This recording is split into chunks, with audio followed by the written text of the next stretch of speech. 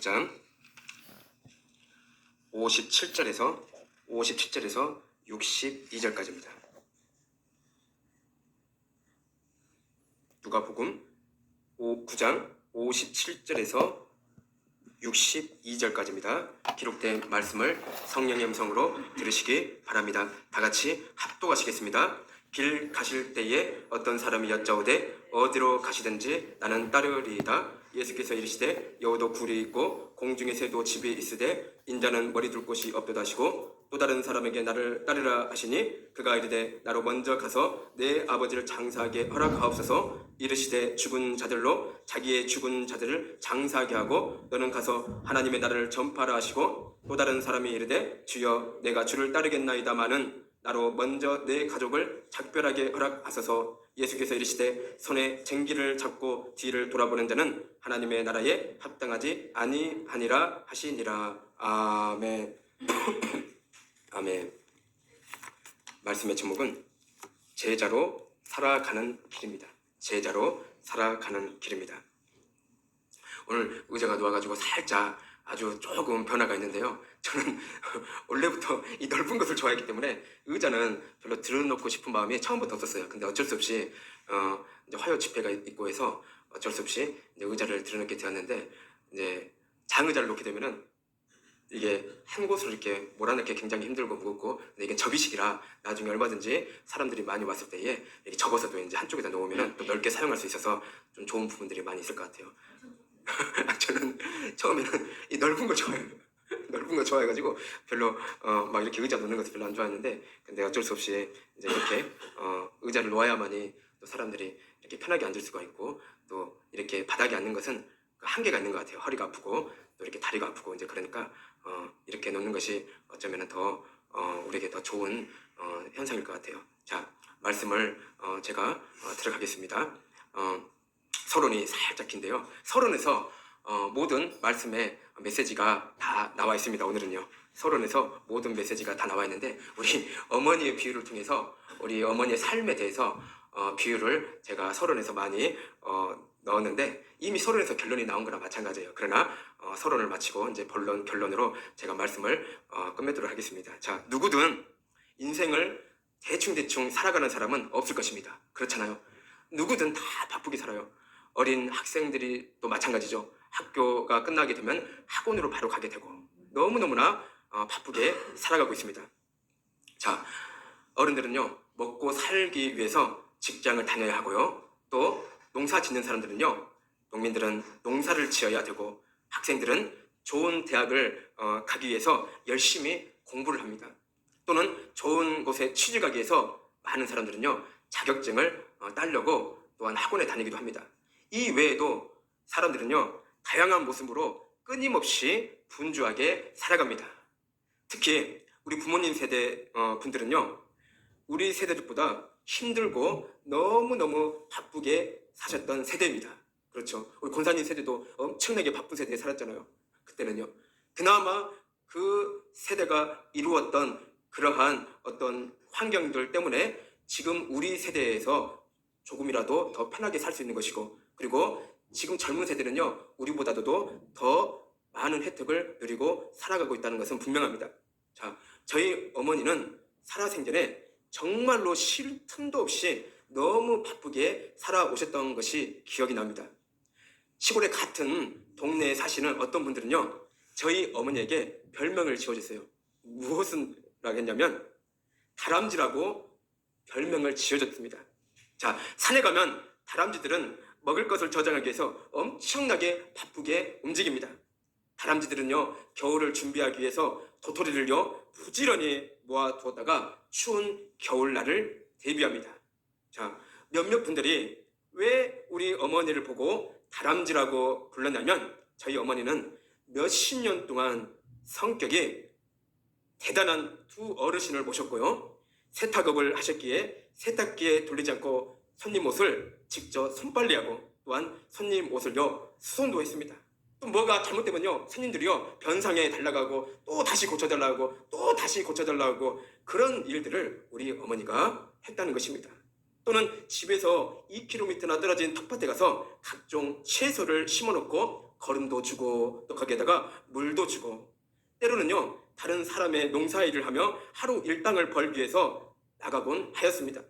하물며 저희 어머니는 대상포진에 걸린 상태에서도 돈을 번다고 나가시고 그렇게 아픈 상태에서 집안일을 하시며 인생을 살아왔던 것입니다.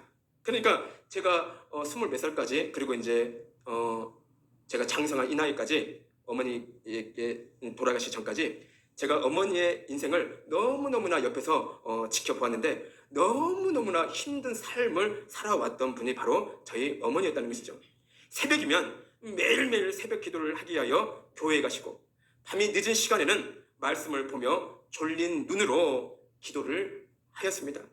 그때는 잘 몰랐는데 저희 어머니이지만 정말 대단한 분이었음을 이제야 알게 되었다는 것입니다. 한마디로 저희 어머니의 삶은 조금도 쉴 틈도 허락이 안 되는 다람쥐처럼 부지런한 사람이었다는 것입니다. 저희 집안이 남자만 사형제지만 저희 어머니에 대하여 막내 아들인 제가 누구보다도 더 저희 어머니가 어떻게 사셨고 어떤 삶을 살아왔는지 우리 형제들 중에서 제가 제일 잘 알고 있었습니다. 그렇게 고생하며 많은 일을 하시며 바쁘게 사신 저희 어머니는 하나님을 믿는 것도 얼마나 열심히 믿었던지 가끔 저는요 저희 어머니가 텃밭에서 일하고 계신 것을 알고 제가 몰래 놀래주기 위해서 찾아갑니다. 저희 어머니는 텃밭에서 호미를 들고 땅을 팔며 하나님 아버지를 찾으시며 호미를 들고 또 그 텃밭에서 열심히 기도하는 모습이 아직도 생생합니다. 자, 살아생전에는 저희 어머니의 믿음이 그렇게 대단하게 느껴지지 않았는데 소천하시고 나서야 우리 어머니의 믿음이 정말 대단했고 내 믿음은 저희 어머니에게 비하면 아무것도 아님을 나중에서야 알게 되었습니다. 저는 저희 어머니를 통해서 무엇을 깨달았느냐면 그 약한 모습에서 강직하고 담대한 모습을 발견했습니다. 보기에는 너무 약하게 보여. 아무런 힘도 없이 보여. 그런다고 해서 덩치가 큰 것도 아니에요. 그 작은 체구에서 얼마나 강직하고 담대한 모습을 저는 발견했다는 것입니다. 그저 하나님께 모든 것을 맡기고 구하며 전적으로 의지했던 것입니다. 하나님께서는요 그런 모습을 보시고 저희 어머니에게 많은 은혜를 부어 주신 것 같습니다. 저희 어머니는 소천하시고 나서 천국에서 너무너무 빛나는 세마포 옷을 입고 머리에는요 면류관이라는 놀라운 상급을 받고 행복해하는 저희 어머니를 볼 때에 부럽기도 하고요 너무너무 보고 싶기도 하였던 적이 한두 번이 아니었습니다. 저희 가정에서는 제가 제일 먼저 예수님을 믿었고 저희 어머니가 그 다음에 예수님을 믿었습니다. 그때 저는 제일 먼저 예수님을 믿었기 때문에 제가 믿음이 우리 어머니보다 더 크고 내 신앙이 우리 어머니보다 더 훌륭하다고 착각했습니다. 그런데 저희 어머니가 소천하신 후에 많은 것을 깨닫게 됐는데 저보다 저희 어머니의 믿음이 훨씬 컸고 저보다 저희 어머니의 신앙이 훨씬 훌륭했다는 것을 뒤늦게야 깨닫게 된 것입니다.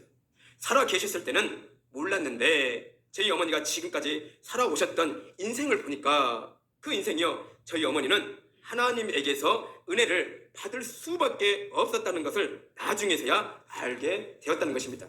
제가 만약 우리 어머니의 인생에 반절만 살아보라고 한다면 저는 그렇게 살지 못할 것입니다. 저희 어머니의 길은 참으로 십자가의 길이었고 주님의 제자로 살아가는 길이었기 때문입니다. 자, 십자가의 길, 주님의 제자로 살아가는 길, 우리가 생각할 때 그 길이 과연 쉬운 길일까요? 평탄한 길일까요? 전혀 그렇지 않죠. 너무너무 험난하고 고통스럽고 너무너무 괴로운 길이죠.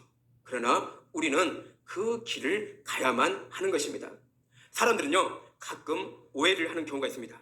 자, 십자가의 길, 주님의 제자로 살아가는 길을 무슨 대단한 일을 해야만이 그 길을 간다고 생각하는데 전혀 그렇지 않습니다. 저희 어머니처럼 현재 있는 자리에서 열심히 예수님을 믿고 현재 있는 자리에서 열심히 기도하며 회개하는 것입니다. 자, 이것이 바로 십자가의 길이고 이것이 바로 주님의 제자로 살아가는 길이라는 것입니다. 내가 어떤 주의 종으로서 어떤 대단한 사역을 하거나 뭐 어떤 병을 고치는 어떤 기적을 행하거나 그런 것이 아니라 내가 현재 있는 자리에서 열심히 예수님을 믿고 내가 현재 있는 자리에서 열심히 기도하고 회개하는 것, 그것이 바로 십자가의 길이고 그리고 주님의 제자로 살아가는 길임을 깨닫기를 바랍니다. 이것도 못한다면 우리는요 어떻게 십자가의 길을 또한 주님의 제자로 산다고 말할 수 있냐 하는 것입니다.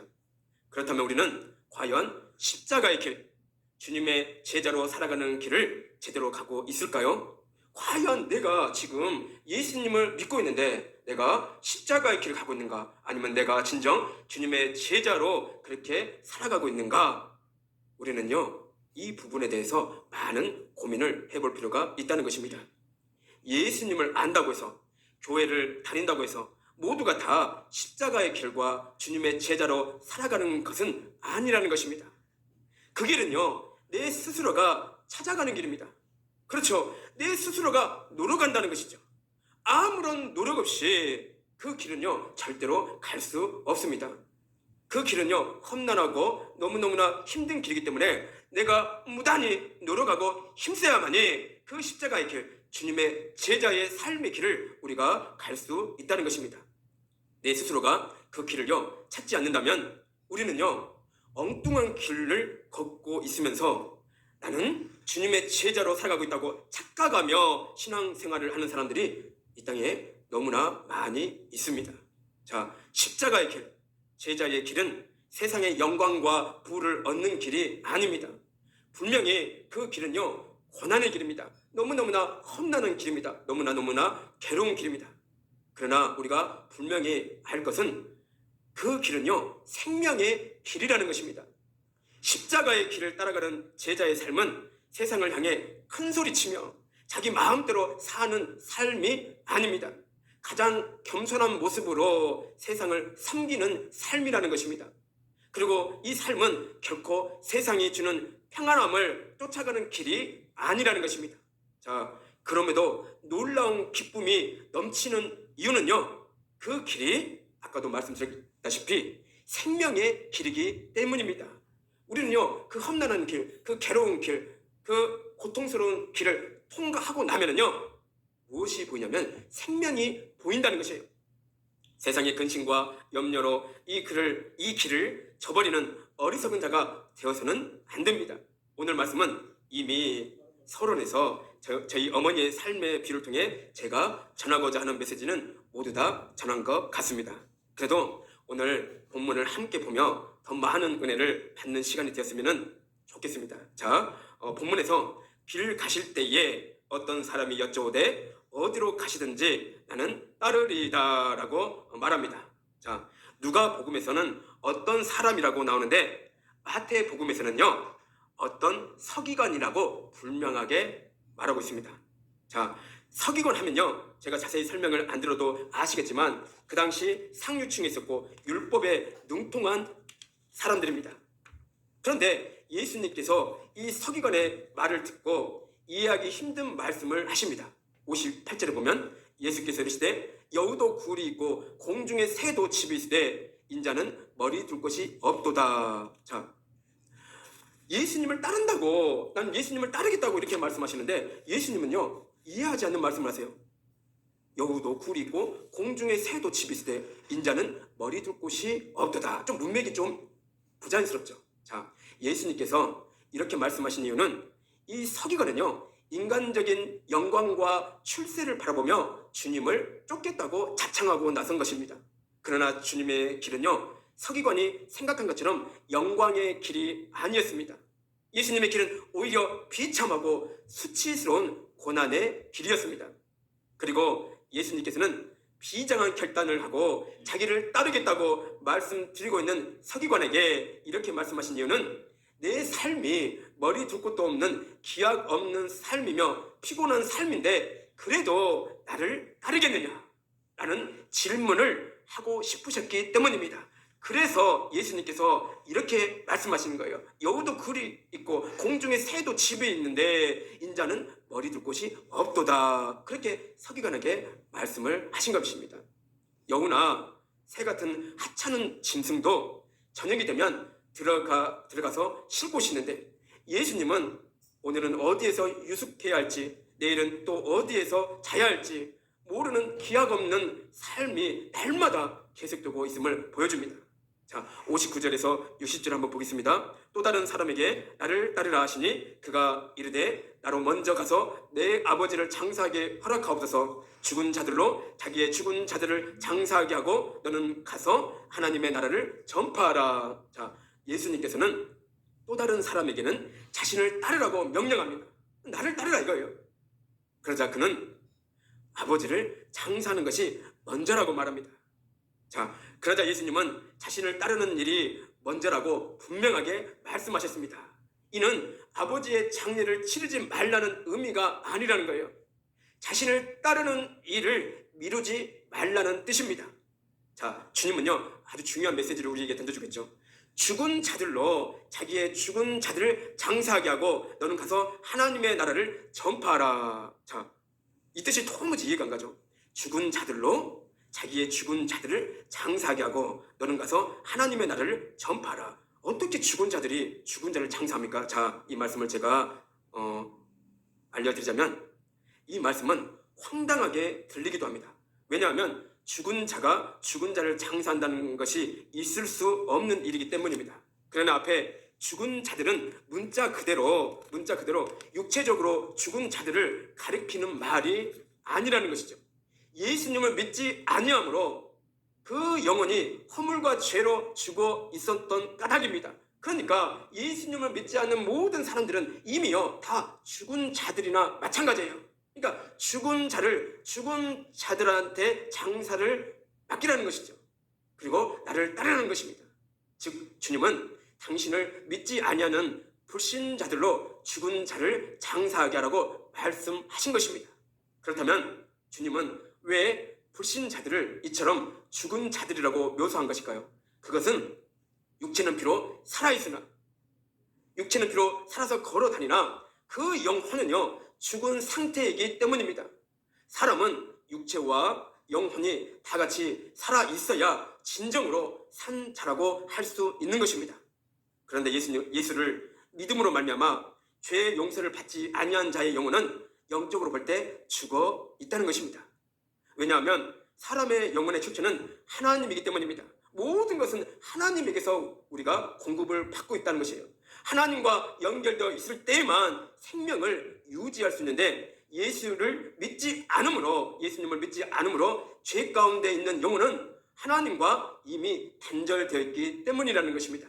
그런 의미에서 주님은 당신을 믿지 아니하는 자들을 가리켜 죽은 자들이라고 말씀하신 것입니다. 이렇게 본다면 이 땅에는 살았다는 이름을 가지고 있으나 실제로요 죽은 자들이 무수히 많다고 볼 수 있습니다. 그렇다고 과연 예수님께서 부모나 가족에 대한 윤리마저 무시했던 분이 아니었습니다.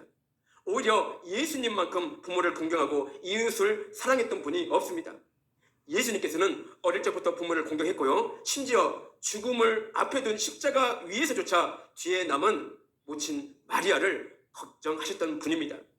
그렇다면 이토록 가족을 소중히 여기셨던 주님께서 왜 이렇게 이해하기 어려운 말씀을 하셨던 것일까요?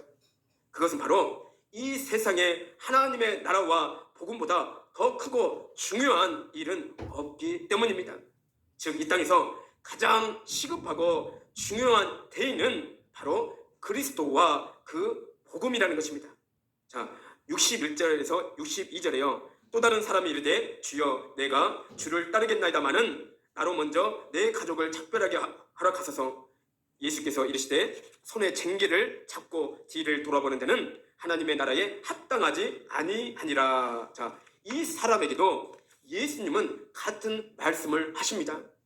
가족에게 작별 인사를 한 후 예수님을 따르겠다는 사람에게 예수님은요 어떻게 손에 쟁기를 잡고 뒤를 돌아보는 자는 하나님 나라에 합당하지 아니하니라고 말씀하십니다. 예수님을 따르기로 결단한 후 중도에 후회하며 돌이키지 말라는 말씀이라는 것입니다.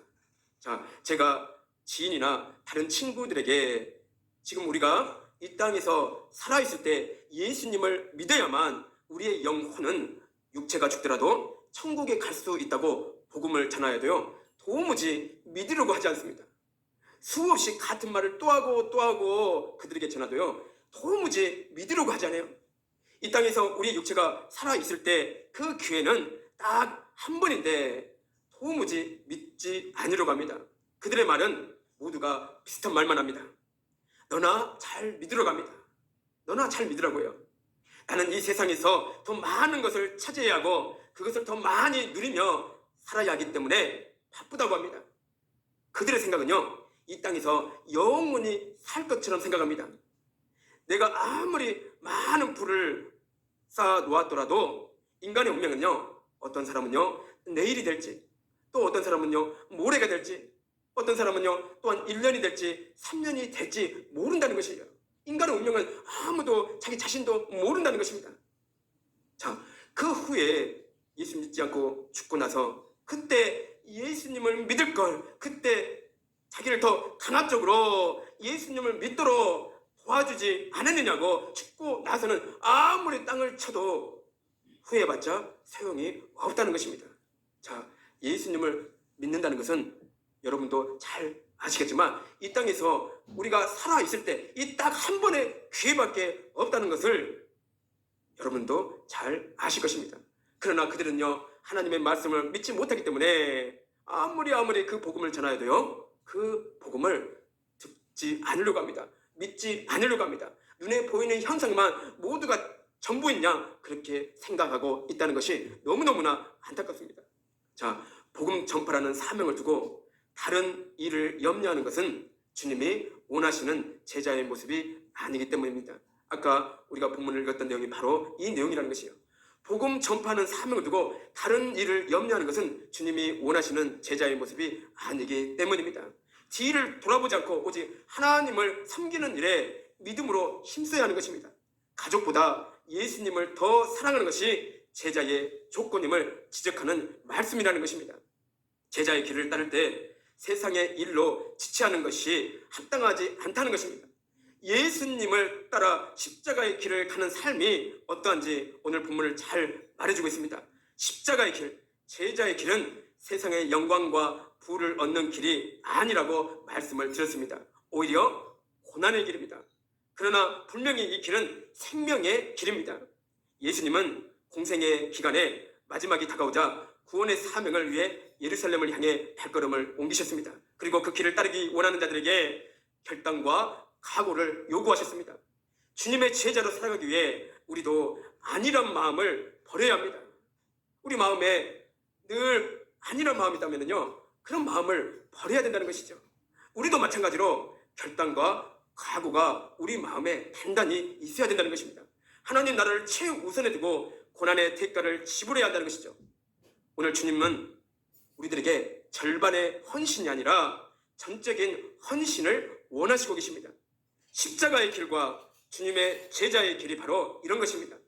예수님을 믿고 십자가의 길과 주님의 제자의 길을 걷는다는 것은 어느 정도 충분한 각오가 있어야 된다는 것입니다. 기복신앙적인 모습에서 우리는 탈피해서 이제는요, 주님께서 원하시는 믿음과 신앙을 새로 쓰는 그런 삶을 우리는 걸어가야 된다는 것입니다. 저와 그리고 여기 계신 우리 모든 성도님들은 반드시 주님께서 원하시는 그 길, 십자가의 길, 그리고 주님의 제자의 삶의 길을 반드시 걸어가야 한다는 것입니다. 제가 여러 번 말씀드렸듯이 그 길이 아무리 힘들고 아무리 고통스럽고 아무리 괴로운 길일지라도 우리는요, 그 길을요 반드시 걸어야 되고 그 길을 반드시 통과해야 된다는 것입니다. 그 후에는요, 생명이 또한 하나님의 놀라운 축복이 우리를 기다리고 있기 때문입니다. 저와 그리고 우리 권사님 그리고 집사님 성도님 그리고 사모님은 그 험난한 길, 그 고통의 길을 다 통과해서 하나님의 놀라운 생명과 축복과 은혜가 넘치도록 받는 그러한 하나님의 복된 주인공이 되시기를 예수님 이름으로 축복을 드립니다. 기도하겠습니다. 사랑의 주님 감사드리나이다. 오늘 이 시간 제자로 살아가는 길에 대해서 말씀을 나눴나이다. 아버지 하나님이시여, 우리가요 교회를 다니면서 또한 예수님을 믿는다면서 아버지 하나님이시여, 주님께서 원하시는 그 십자가의 길, 주님의 제자의 삶의 길을 우리가 제대로 가고 있는지 아버지시여 우리가 때로는 착각하며 살아가는 경우가 너무나 많이 있습니다. 아버지시여 우리가 진정 그 십자가의 길 주님의 제자로 살아가는 그 삶의 길을 우리가요 반드시 그 길을 아버지시여 갈 수 있도록 우리에게 힘과 능력을 주시옵소서. 그 길을 갈 수 있도록 아버지시여 우리를 인도하여 주시옵기를 간절히 원하옵고 기도드리옵나이다. 이 땅에는 많은 사람들이 많은 교인들이 자기는 십자가의 길을 걷고 있다고 자기는 제자의 길을 살아가고 있다고 착각하며 신앙생활을 하는 사람들이 너무나 많이 있습니다.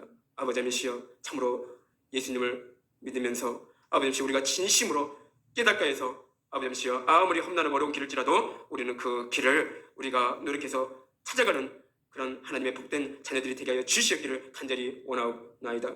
우리가 그 길을 찾고자 원할 때에 우리 하나님께서는 그 길을 늘 바른 길로 인도하여 주시옵기를 또한 간절히 원하옵나이다. 감사드리며 예수님 이름으로 기도드리옵나이다. 아멘. 아멘.